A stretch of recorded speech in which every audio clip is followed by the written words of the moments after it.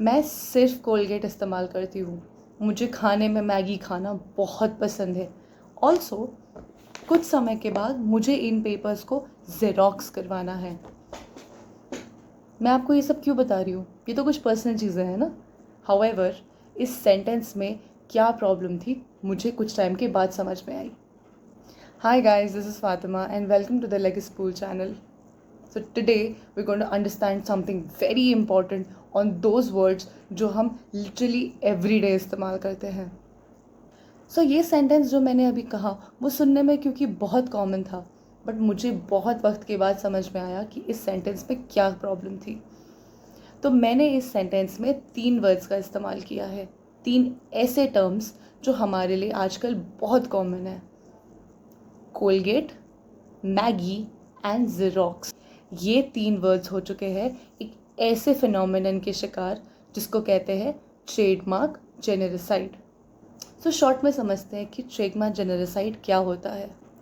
Trademark जेनेरिसाइड का मतलब है कि कुछ ऐसे ट्रेडमार्क्ड वर्ड्स जो हम आजकल इतना कॉमनली इस्तेमाल करते हैं कि वो डिस्टिंक्टिव नेचर अपना खुद का खो चुके हैं. They have become brand names. They are no more products. They are no more spoken about as a product. They are no more spoken about as an individual product. However, they are referred to by their brands.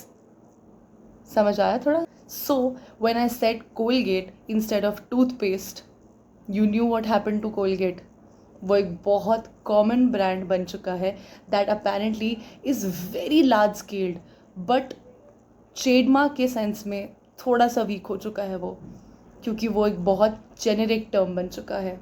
So similarly Maggi is a noodle brand and xerox is a company that runs a photo कॉपिंग business. Similarly Fevicol glue है, but हम क्या कहते हैं, भैया एक फेविकॉल दे देना please. ये हो चुके हैं ब्रांड्स के साथ. सो इन ब्रांड्स के साथ क्या हुआ है कि ये अपनी ही पॉपुलैरिटी के शिकार बन चुके हैं. They have become so common that they are no more distinctive in terms of trademark. They are weak trademarks. So if tomorrow you want to open a business that is similar to a generic trademark, that is more likely to be allowed. उसमें most likely आपको कोई problem नहीं आ सकती, because the only defense that may be used there is that a term that you have taken from an existing company has become very generic in nature. Again, generic in nature का ये मतलब है that उसके पास एक ऐसी चीज़ नहीं बची जो अपने बिजनेस को किसी दूसरे बिजनेस से सेपरेट कर सकती है. वो everybody knows that term, everybody knows those words. हम इन टर्म्स को लिटरली हमारी एवरीडे में इस्तेमाल करते हैं. ये ट्रेडमार्क्स ऑल्सो रजिस्टर्ड ट्रेडमार्क्स है. रजिस्टर्ड होने के बाद भी इनकी प्रोटेक्शन अब बहुत कम हो चुकी है. So now that I have told you exactly what trademark genericide is, आप बहुत सारे ऐसे टर्म्स के बारे में सोच सकते हैं, ऐसे ब्रांड्स के बारे में सोच सकते हैं जिनके बारे में हम एवरी डे बात करते हैं, बट उनका नाम लेते हैं as their brands, not their products.